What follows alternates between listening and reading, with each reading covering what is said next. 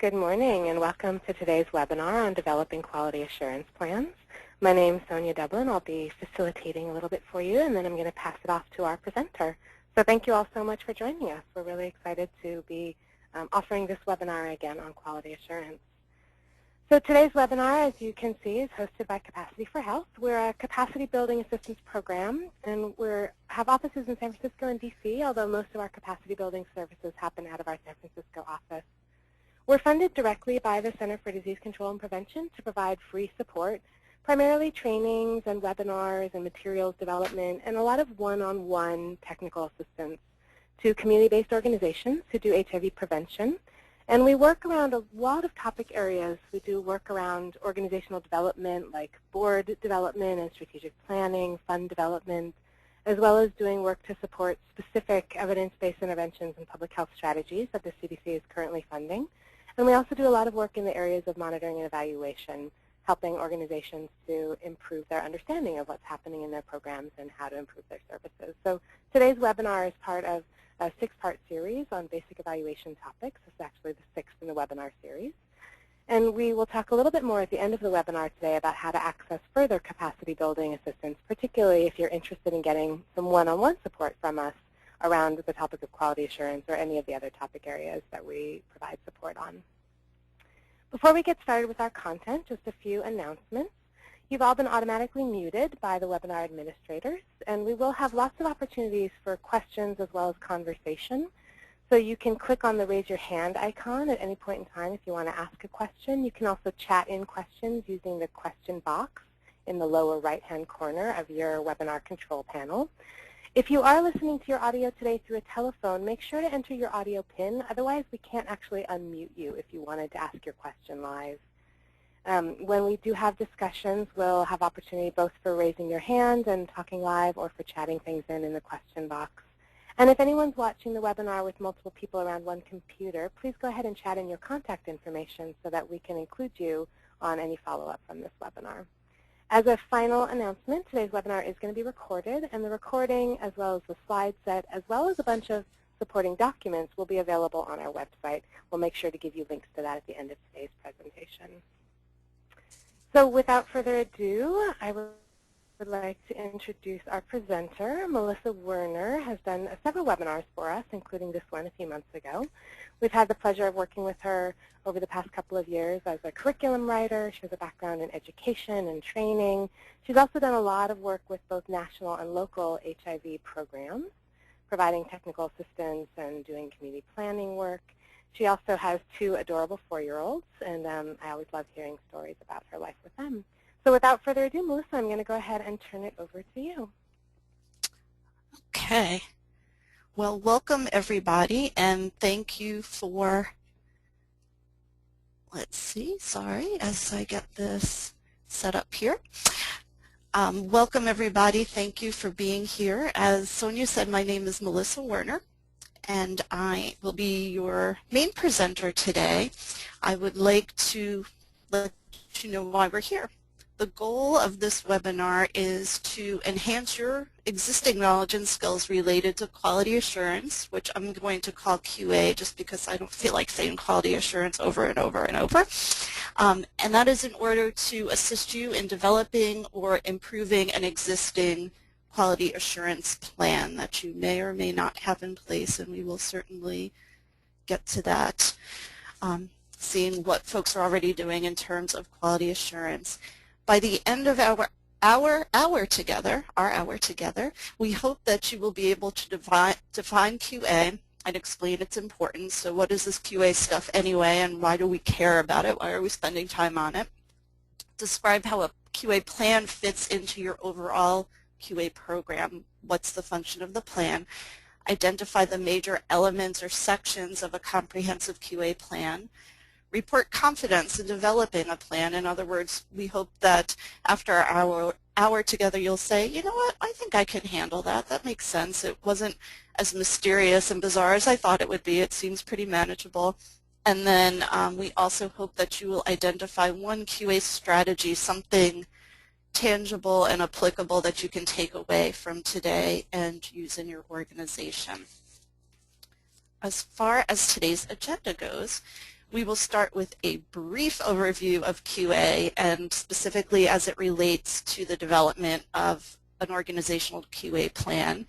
Then we'll discuss all of the elements that go into the plan, and I'm using the term elements to mean sections or pieces or basically the information you'll put in the QA plan. And then finally we'll direct you to some of the resources that Sonia mentioned, so some other things that you may want to check out related to QA and QA plans. In terms of how this is going to run, Sonia did mention that we will have lots of opportunities for interaction, even though that can be a little bit of a challenge in this format. But one thing we'll do is we'll have a couple of short polls, and we'll also have opportunities for participation through the chat feature, as Sonia did say. And that's the reason for that is twofold. One is I know you all have a lot of valuable experience that we'd like to learn from and draw on. And the second, quite honestly, is that so nobody falls asleep in front of their computer. We want to keep you awake and active and thinking about how the information that will be covered applies to you. So we're aware that this may not be the sexiest topic in the entire world, but it is very, very important. And you'll see by the end of it, I hope, that the QA plan is really a way for you to kind of strut your stuff and talk about what your organization is already doing in the area of QA. Okay. Finally, we're going to go on, as I said, to the additional resources and wrap up. So let me ask quickly, if you have any questions, please feel free to go ahead and chat them in, and we will get going. Let me say, before we launch into some background on QA, I would like to do a short poll about what we're already doing, what you're already doing in your organization. So this is a two-part question, and I know that the poll should be coming up in just a moment. The two parts of the question are, first of all, do you currently have a person or people in your organization who are responsible for QA activities, and does your organization have a QA plan? And you can say no to both, yes to one, no to the other, yes to both, or you can say, I have no idea whatsoever. So let's take just a minute and go ahead and answer that. Okay, I think we can see what everyone had to say about that. Okay. So actually, an overwhelming 67% of people said yes to both, which is very commendable and also, I'd say, fairly unusual, because QA is often an afterthought for a lot of people, but not for the group on this webinar. 17% said, I don't know, which is fair enough. You're not necessarily supposed to know, but I bet after this you will go back and check into it. And 17% said no to both. Okay, so that's a nice division right there. Oops. All right.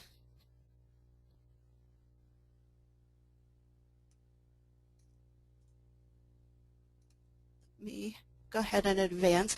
Now that we have a sense of what people are doing in their organization, let's kind of take a step back and talk about quality assurance and what it is, and as I said, why we should care about it at all. This is going to be a very brief introduction to the field of QA, because I'm sure, as many of you know, QA is a huge field of study and practice, and we could do many, many webinars on them, and I'd certainly be calling in people with tons more experience than I have in all of the many methods and models and tools that are out there for QA. So we're not going to go too deep into it. What we're going to focus on today is some basic definitions, three main components of a QA model that we are adapting from another organization's training, and where a QA plan fits in. So basically just enough to be dangerous, I like to say, but hopefully it will help us as we move along to have some sense of the bigger picture. Okay, so now I'm going to ask you, hello? Melissa, I'm sorry to interrupt you. We're having trouble seeing your slide. Can you make sure you've accepted the control and click back on your slide for us? Oh, absolutely. Thank you. I'm very sorry about that. Can you see it now? We can see it now. Thank you so much. Sorry to interrupt you. So let's see. Let me make sure I appreciate you telling me that. So here's our little introduction, quality assurance with the name tag. And I would like to ask you formally to go ahead and chat in. Before we talk about quality assurance, let's define quality, and I want to ask you to chat in your answer to the question, what does quality mean to you? I feel like this is it's a word that we throw around a lot. We use it all the time, and I think most of us probably know what it means. We know it when we see it, right? We want quality in our cars, our furniture, our clothes. We talk about quality in schools and teachers. We want high quality customer service. Okay, so I see we've got a response here that our staff and programs are good, at least equal to other programs. So we've got, I think the word good in there is a very important theme that we'll be looking at repeatedly. We help our participants, absolutely. That our staff, okay, we saw that one already. Let me see if we've got any other definitions coming in. Okay, so that you're helpful, you're good. How about quality in general, even above and beyond your specific programs? Any thoughts? Okay. So it's a little bit hard to define in general because we use it so much and everyone does know what it means. But I also like the way you guys went right ahead and kind of applied it to your own work settings. So let's just go ahead then and talk about what it means in the realm of public health. Oh, you know what? Actually, I've got a couple more that I want to throw in here. That activities reflect a standard of expected behavior. And someone else said high standard. Ensuring what you are supposed to be doing is getting done at a high standard and according to protocol. So interesting that 3 different people mentioned the term standard because that is going to be very, very important as we move through this. All right, so let's talk about quality within the realm of public health. And for the purposes of this webinar, we're going to use a definition from Blumenthal from a New England Journal of Medicine article where he says, you can read it right there up on the slide, the degree to which health services for individuals and populations increase the likelihood of desired health outcomes and are consistent with current professional knowledge.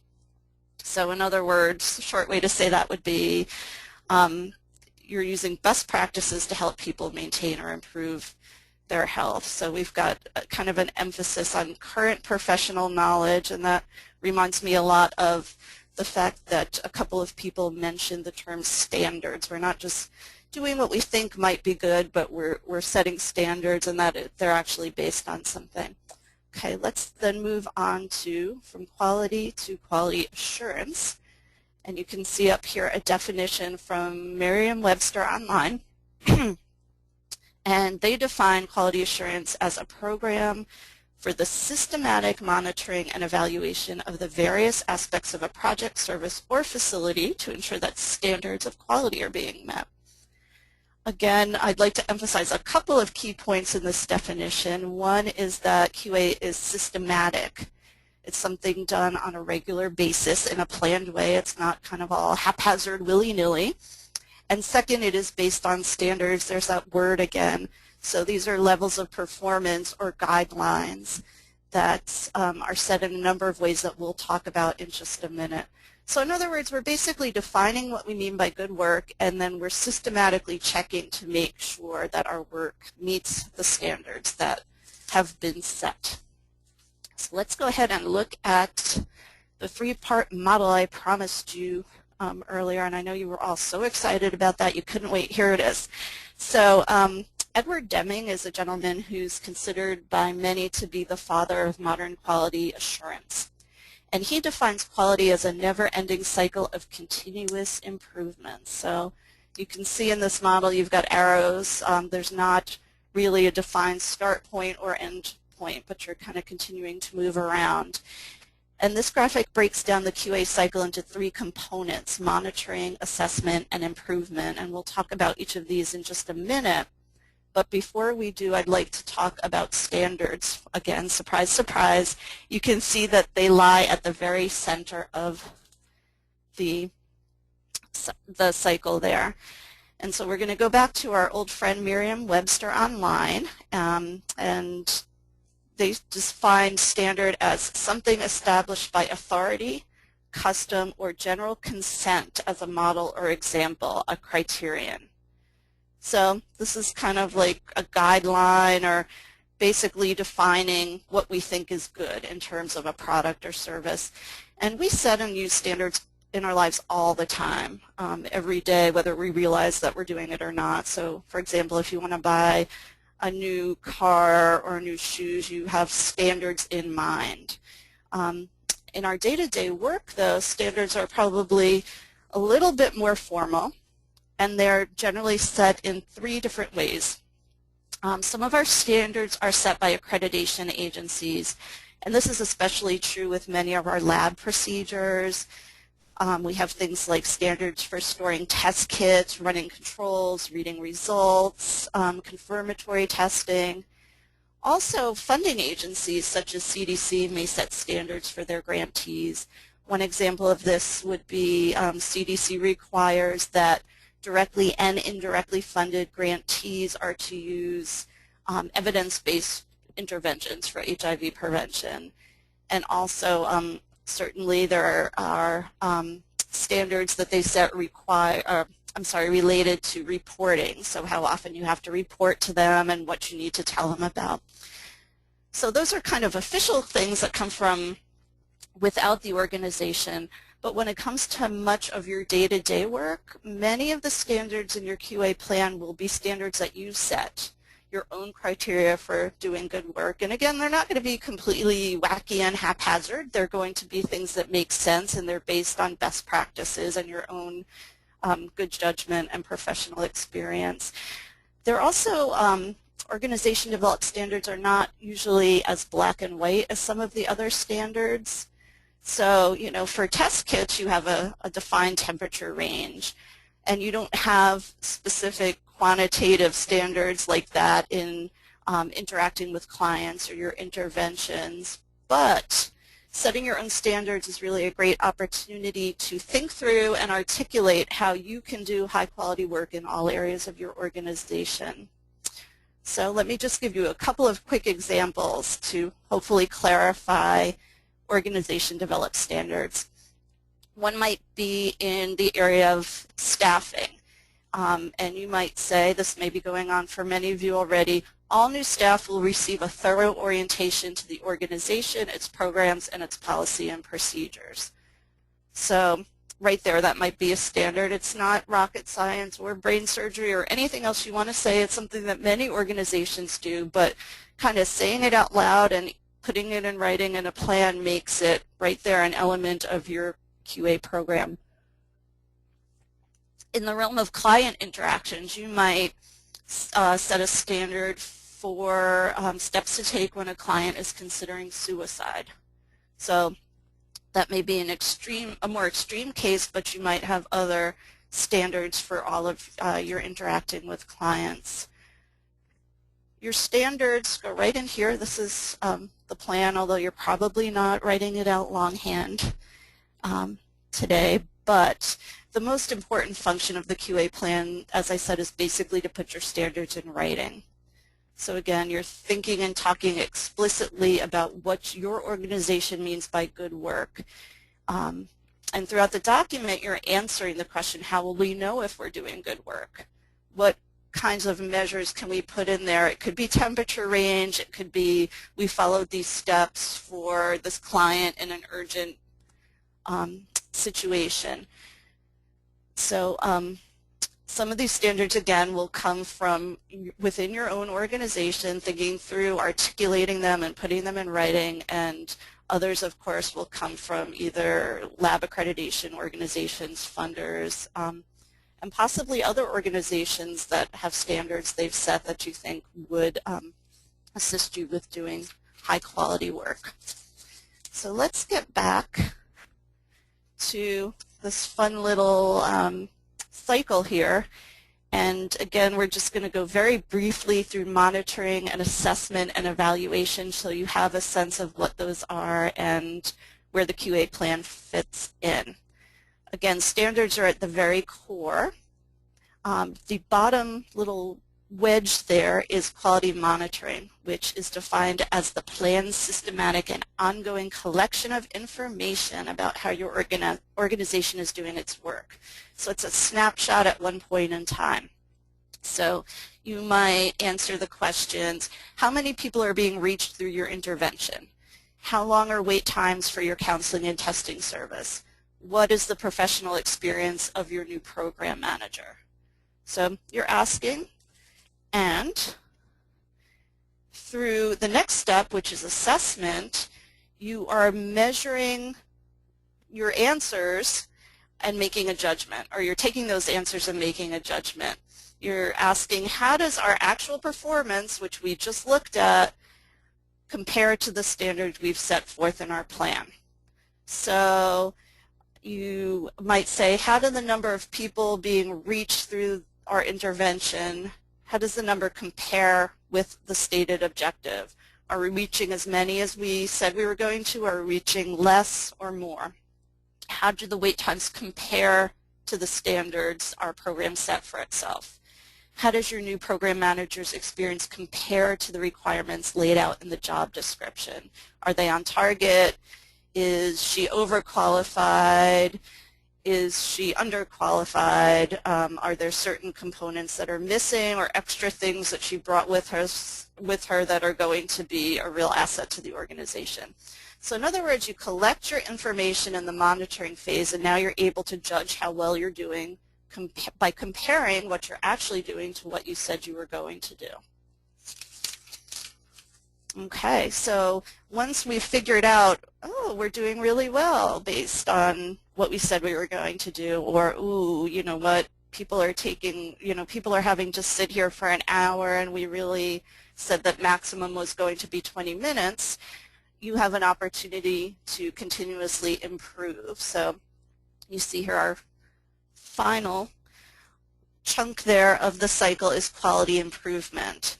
So as the name suggests, basically this phase focuses on making an aspect of the program better with the intent of meeting and exceeding customer expectations and outcomes. So basically you want to do a good work. You want to do good work, which is what somebody said earlier when I asked about quality. So again, if you learn that the number of participants in your intervention isn't as high as they thought it would be, you ask yourself, what can we do to recruit and retain additional intervention participants? When you learn that wait times are longer than you said they would be, you think about what can be done to shorten the wait times.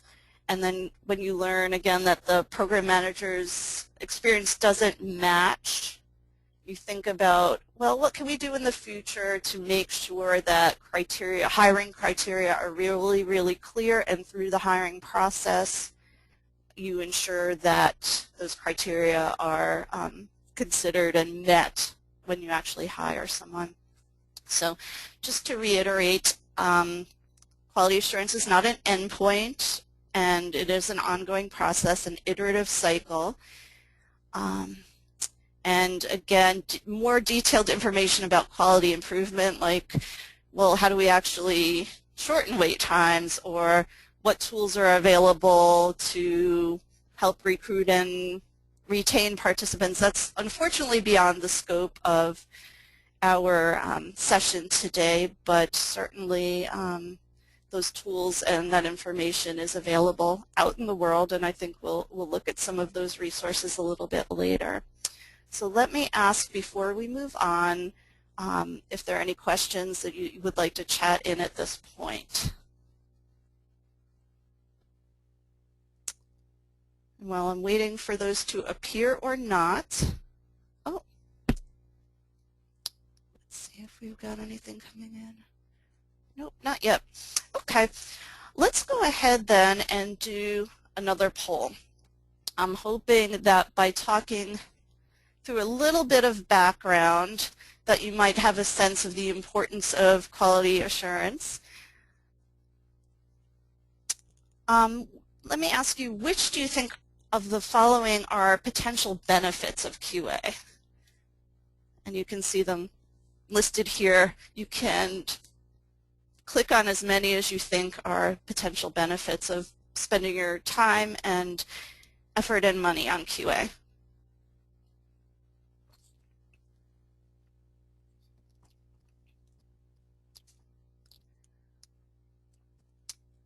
All right, let's go ahead and take a look at what you had to say. Okay, so everybody agreed on improved program delivery, which is excellent, and greater client satisfaction. Some of you thought that you might lower program costs and promote greater intra-agency communication, and 0% thought that the QA plan might look nice sitting on the shelf in your office. Obviously, that last one is meant as a joke, but I can also almost guarantee that everybody participating today, myself included, has had the experience of spending lots of time and effort on something along the lines of a QA plan, some important plan, some important document, and then it just ends up taking up space on your shelf or taking up memory on your shared drive or your personal drive. And we want to encourage you to think of the QA plan as a living document. It's not there to decorate your office. It's not meant to just take up drive space on the computer. It really is a blueprint for how your organization can conduct its work.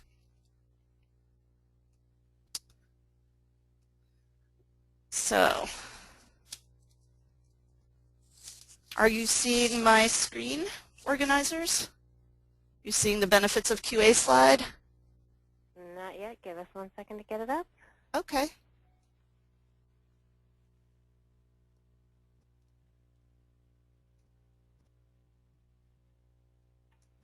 We're seeing your screen now. Okay, great. All right. Okay, so we have some of the benefits summarized here. The ones in the left column were basically the ones that you identified in the poll. So improving program delivery is always makes a lot of sense, and certainly we all want to be doing good work. We want our clients to be satisfied. Quality assurance can lower program costs if you're working more efficiently or doing things really well the first time. There's less of a chance of having to redo them, and it can certainly encourage communication. As I've said a couple of times before, it's also developing a plan is a great opportunity to define your quality standards.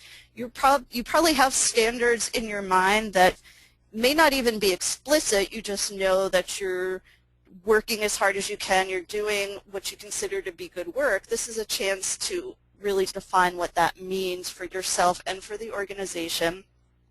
You can also build buy-in across the organization, because if multiple people from different aspects or departments or functions in the organization are working together, you all have a common definition and you all have an investment in the process and the plan, which is the product. And you can impress funders, which is never a bad thing. It provides a strong foundation for reporting to current funding agencies, and you can also kind of show it off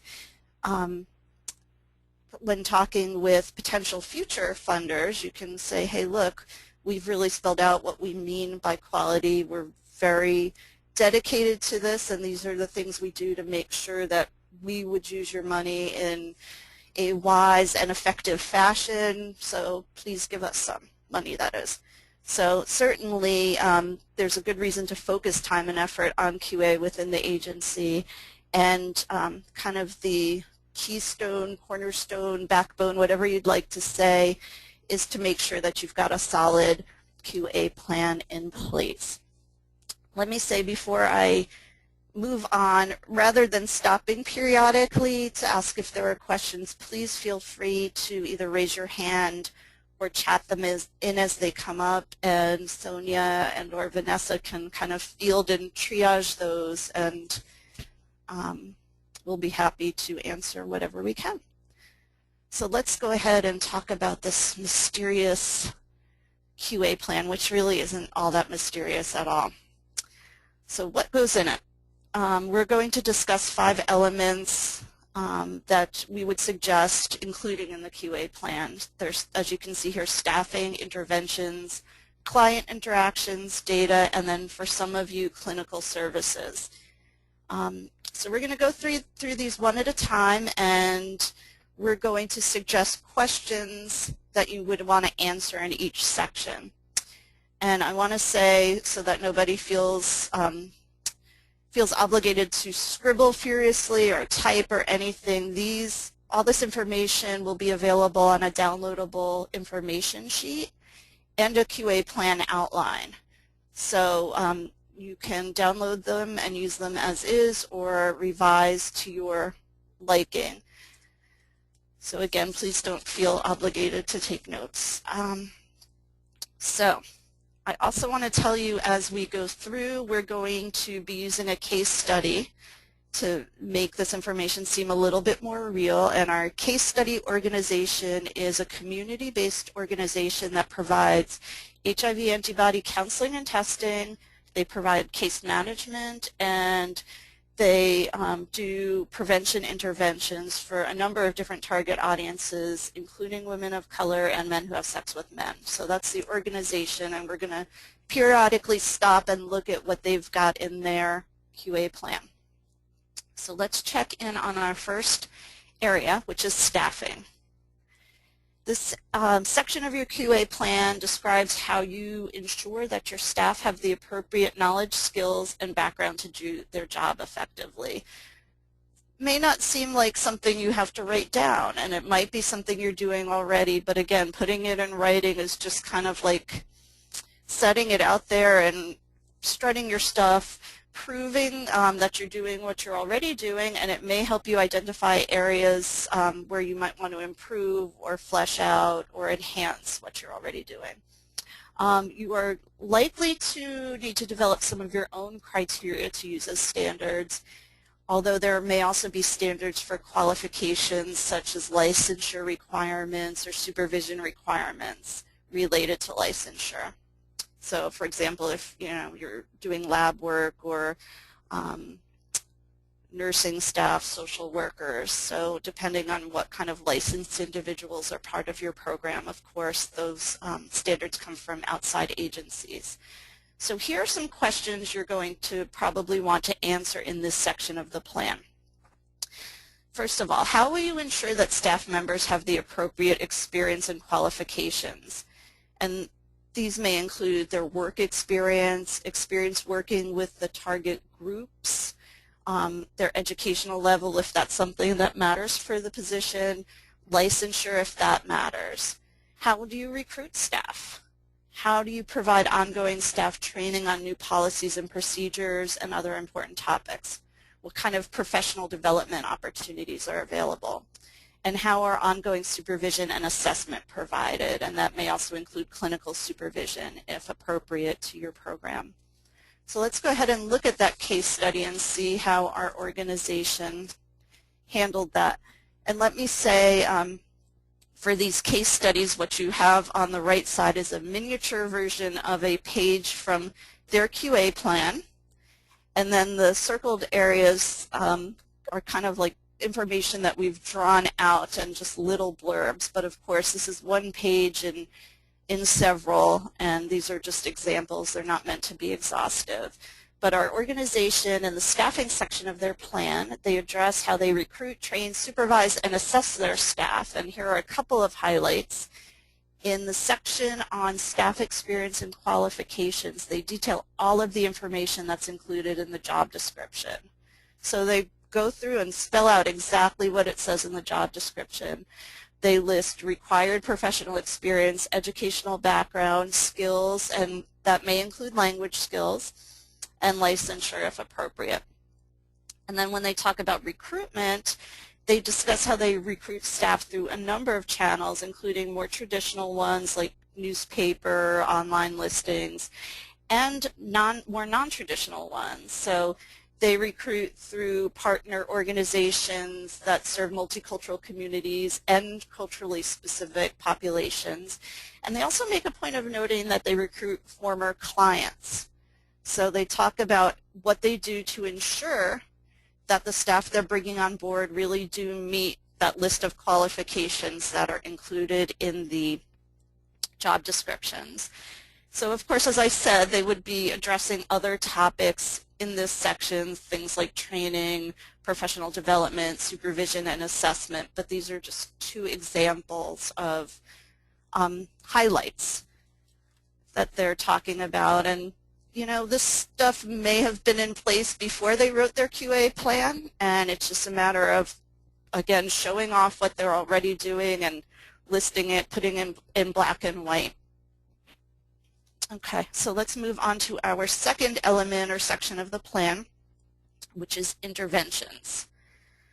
And this section of the plan describes how your organization selects, adapts, implements, and evaluates your programs and interventions. So everything you might want to know about interventions. As we mentioned before, and as you probably know, CDC provides some guidance with regard to standards in the area of interventions. For example, they require that programs they fund use evidence-based interventions, or EBIs. That said, you are probably going to want to define some of your own standards in addition to, you know, that broad guideline that is handed to you by CDC.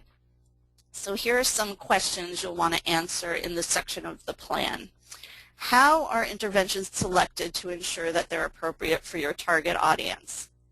So you're not, you know, how do you make sure that you're not using an intervention designed for Latina or Hispanic young women with a group of, you know, older men, for example? So just throwing that out there. Obviously, none of you would be doing that, but to just be really clear as to, you know, we look at the EBIs and we pick ones that are designed for our target audience. Just say it, you know, put it down there, and it instills confidence. How do you conduct needs assessment, pilot testing, and process and outcome evaluation? What is your process for adapting interventions? Because even though I'm sure you're doing a great job of picking interventions that are appropriate for your target audience, nothing is perfect for every audience, and you're likely going to want to make some tweaks here and there to better fit the communities you're working with. And how do you ensure that you're implementing your interventions with fidelity, that you're staying true to the core elements of the intervention even as you make these little tweaks to make sure that your intervention really fits the needs of your populations that you're working with? So I'm going to ask you to think about your organization and your interventions, and I want to ask you to chat in some examples of your QA standards for your interventions. How do you ensure that they are of the highest quality possible? And as you're chatting those in, I am going to show you what our case study organization has to say, and then we'll circle back around to what you had to say about what you do in your organization. So for our case study, in the intervention section of their plan, they describe how they select, pilot test, adapt, implement, and evaluate their interventions. So they are really describing soup to nuts how they do their interventions. So as an example, in the section on pilot testing, they describe that they try out the selective EBI exactly as is, kind of in the package based on the materials they get at their training. And they test it out with a small group from the target audience. They gather feedback verbally and in writing from the participants, and additionally they have staff members observe and take notes on what they see and how things go using a structured observation form. So the observation form asks specific questions and asks them to take notes of certain things, like how long activities take, whether participants are engaged, basically what's going on during whatever the session might be. In the adaptation section, they describe how they make minor tweaks to their EBIs based on those pilot test comments and observations, but at the same time they make sure to maintain core elements of the intervention. And those core elements are identified within the materials for each intervention. And they also note that they always seek technical assistance through their CDC project officer as needed to ensure the integrity of the intervention. Okay, so let's see. We have got a couple of chats here. Someone says, oops.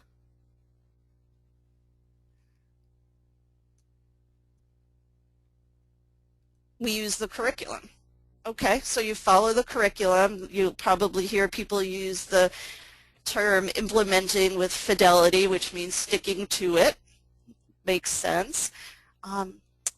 Somebody else here said that our program coordinator goes to each group at least once and does observation and gives feedback to the group facilitators. Excellent. So these are things you're already doing that you would want to kind of highlight in your QA plan.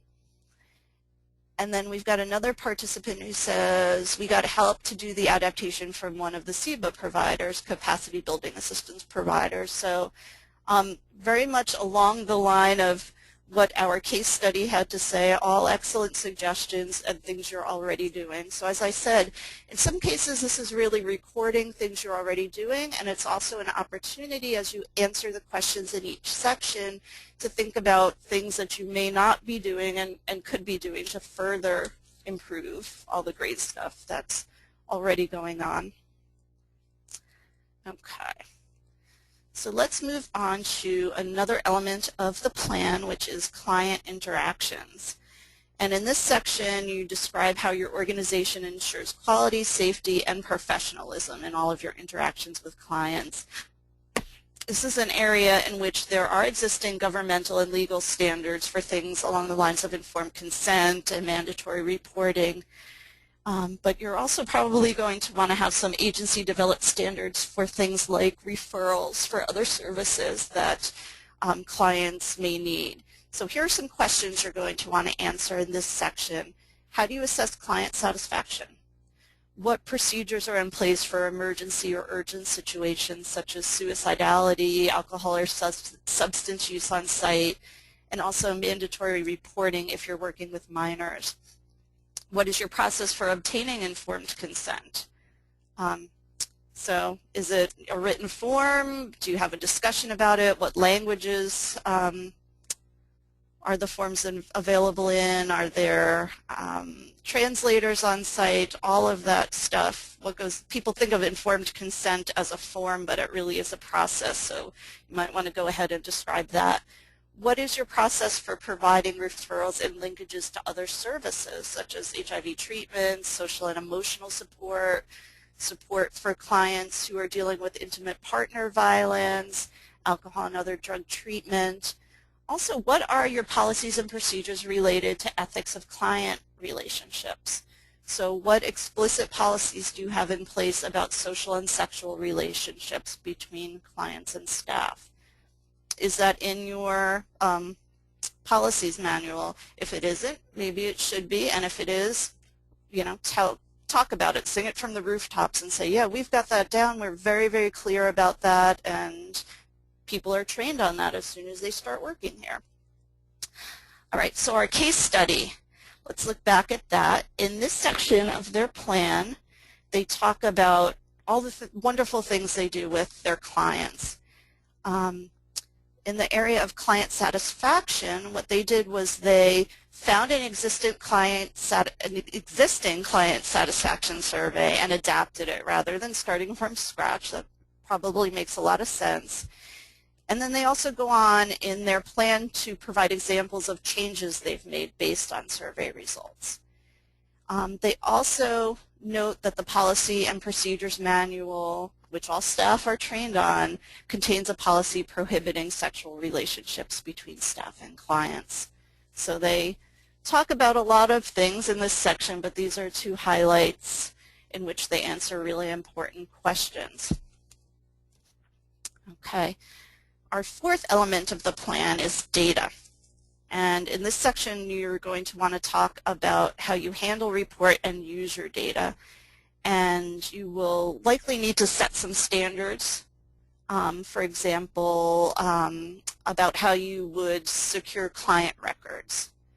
And other standards, like some of the ones we mentioned before, are going to come from funders. For example, how often you're going to report and what you're going to say in the reports, what information they want from you. So here are some questions you would want to answer in this section of your plan. What is your confidentiality policy related to client information? How do you ensure security of hard copy and electronic files containing client information? An important one. I'm guessing lots of people like me have heard stories about the clinic worker who left a laptop in a cafe and it had, you know, very confidential private information on it. And so just basically laying out there, how do you make sure things like that don't happen? What type of quality assurance checks do you do with your data entry to make sure people are, you know, typing the numbers and the information correctly? How often, and to whom do you report data? So that may include counseling and testing data, reporting to the Department of Health, CDC, and any other funders you might have. And how do you use chart reviews if you do? If you use them, what information do you gather, for what purpose, and how often? So let me ask you to go ahead and chat in some examples your agency has related to data. So what are some things you do to make sure your data are accurate, correct, well protected, confidential, all that good stuff, because I know you're doing these things. And as you're chatting those in, we're going to look at our case study. So they're doing an awesome job, right? Or else they wouldn't be our case study.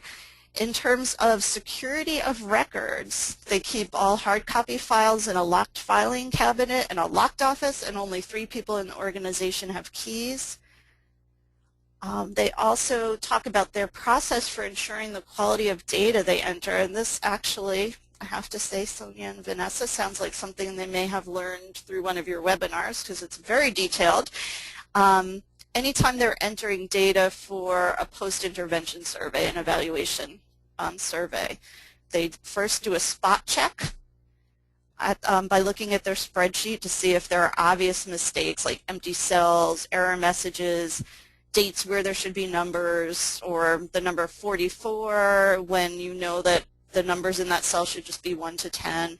Then they check a sample of 3% of their records, or a minimum of 10, against the original source. So they look and they just pull up 3% and check it and make sure that the numbers on the written completed survey match what went into the database. So they're pretty thorough in that area, and that goes to show in some cases it'll be very, very simple, like saying we have a policy strictly forbidding sexual relationships between staff and clients, period. And that can be, you know, short and to the point. And in this section, you may want to highlight in a little bit more detail a process that you have. So let's see. We have somebody who says that all of their computers are password protected. File cabinets with paper records are in the manager's office. Great. So you're already doing that. Again, this is a good chance to put it down in writing. And another participant does periodic random chart reviews to ensure that all services have been provided or documented as to why not. Great. So checking on the thoroughness of services. Oh, okay. What about security for emails on phones? Most of our team check work emails on personal phones. Is that a data security issue? That's a great question. I am not a data or IT person. I can say it might be, and that would be a good thing to check out with somebody who knows more about that than than I do, and if it is a security risk, writing a policy about it and making sure that everybody understands what is and is not allowed, and making sure that client information is protected. Somebody also noted that they check their HIV data forms against the data in patient logs prior to sending HIV data form to the Department of Public Health. So again, there's that double check process to make sure that what you're reporting is accurate. So great, thank you so much for those examples. And we have just one more element to run through here. And this may or may not apply to everyone on the phone because not everybody provides clinical services. I know I'm aware of that, but those of you who do are encouraged to address clinical considerations in your QA plan. As I mentioned earlier, this is an area in which most standards are already set for you by accrediting and oversight agencies, but this is a good opportunity to show how those existing standards are being met. So here are some questions to answer. What standards do you maintain for test kit storage? So what are the guidelines for shelf life and temperature? You can, basically parrot that back from information you have, but it's nice to demonstrate that you're aware of that. What steps do you take to maintain universal precautions during specimen collection and other clinical services? What are your procedures for confirmatory testing? How do you store and dispose of hazardous waste, including sharps? So good to put that in there and make sure you are have those procedures and answers in place, and also to demonstrate that you do. So our organization here talks about test kit storage, and they talk about what the temperature range is, and great, they know that, but what do they do to make sure that their kits are being stored properly? They check temperature daily, they keep a log, and of course, they adjust the temperature as needed, which goes without saying, but it doesn't hurt, again, to be explicit. And they also talk about how they handle all specimens and materials containing specimens as if they are capable of transmitting an infectious organism by following Occupational Safety and Health Administration, OSHA, standards for bloodborne pathogens. So they're saying, look, we know what the standard is, we follow those. All staff are trained on universal precautions when they're hired, and as somebody chatted in earlier, in the same way that interventions can be observed, clinical services staff are observed at least 2 times within their first month of employment. Okay, that was a big whirlwind. In the interest of time, I'm just going to move right along and we can save questions for the end. Who develops this thing? There's a lot that goes into it.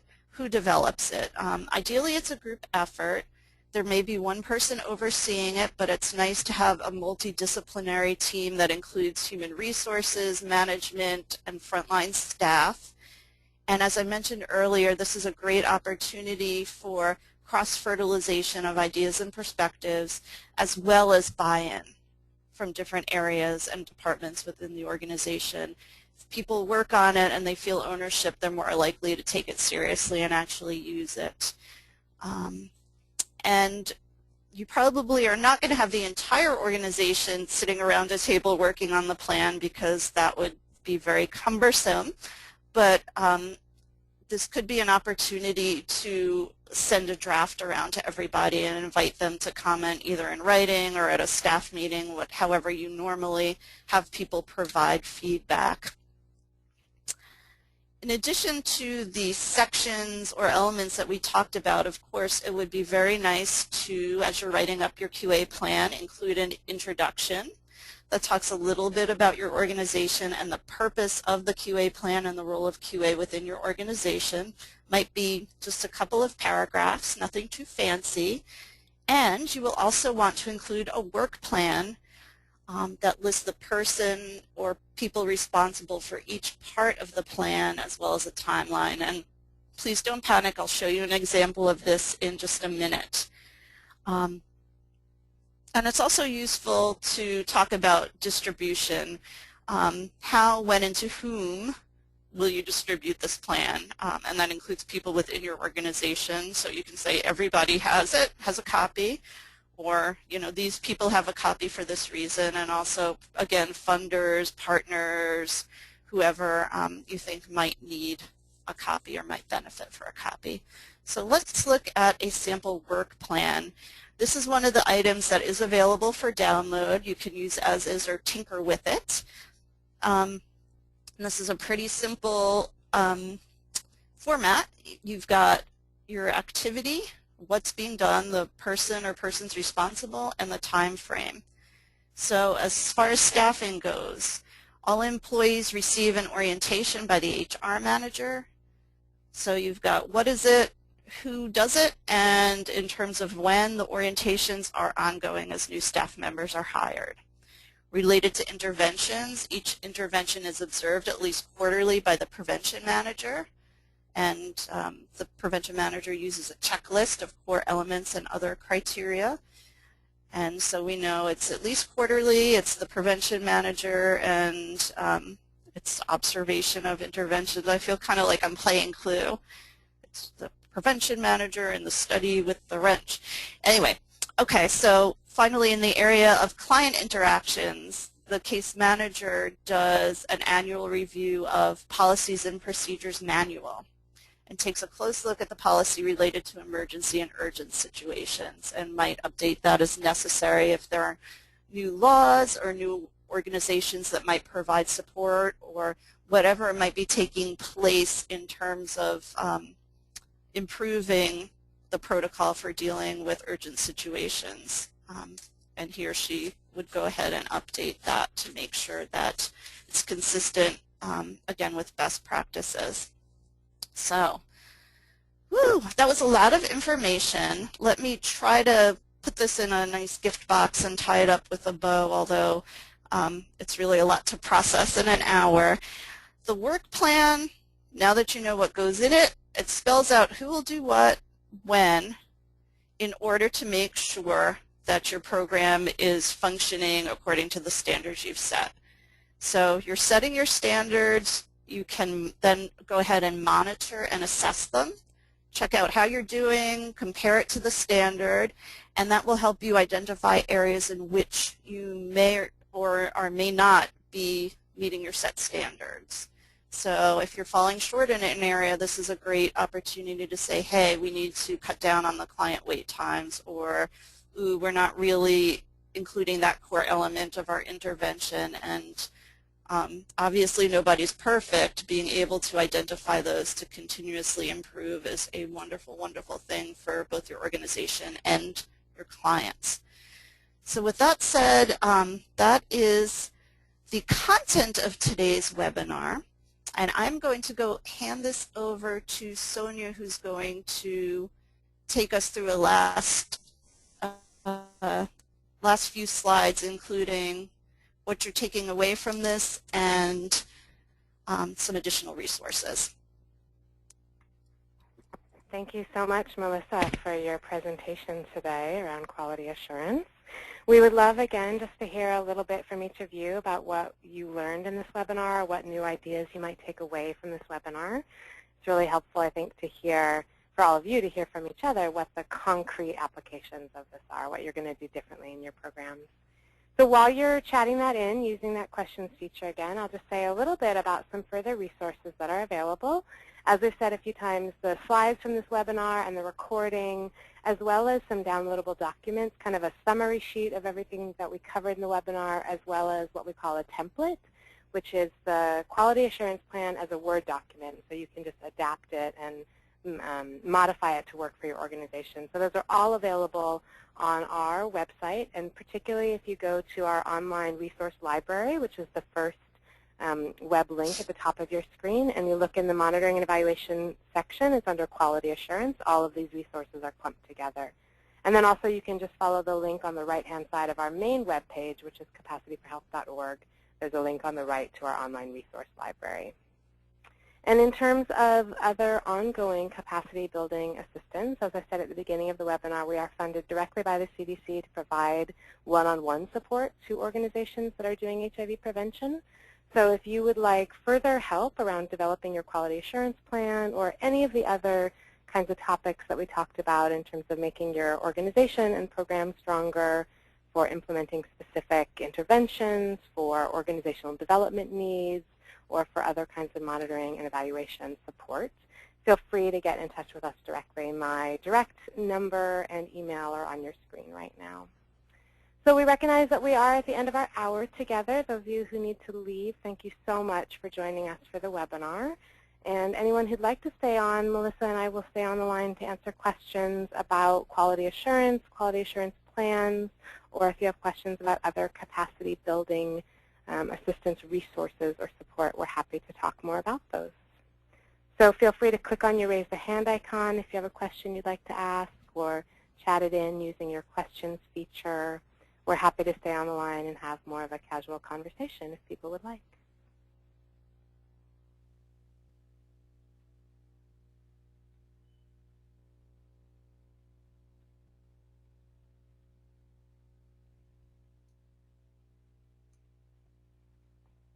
Doesn't look like we have any questions coming in at the moment. Okay, so we have one question. A lot of the quality assurance we're doing without, this is a comment, great, about what you learned from the webinar. So a lot of the quality assurance you're already doing without thinking of it as being quality assurance. That's exactly what Melissa was talking about. Sometimes it's just about getting in writing what we're already doing. Yeah. But it'll be helpful to have it actually written down. Great. And it looks like we do have someone raising their hand with a question, so we will go ahead and call on you.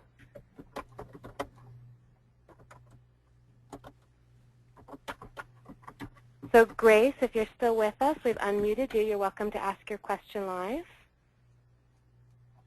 Okay. Do we have you on the line, Grace?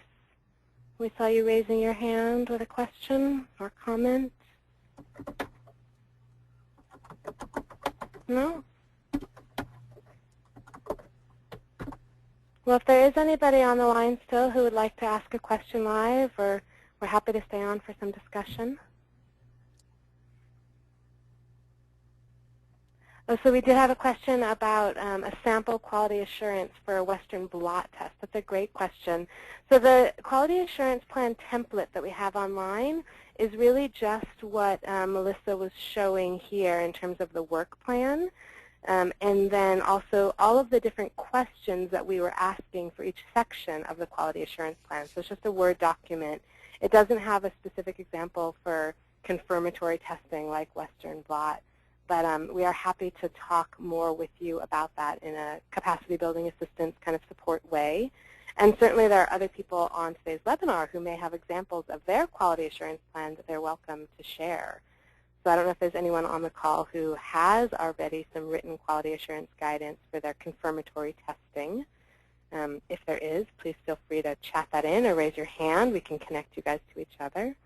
Or if you would like further capacity building support around that specific topic, we can work with you more one-on-one. And so here again, I'll just post our contact information.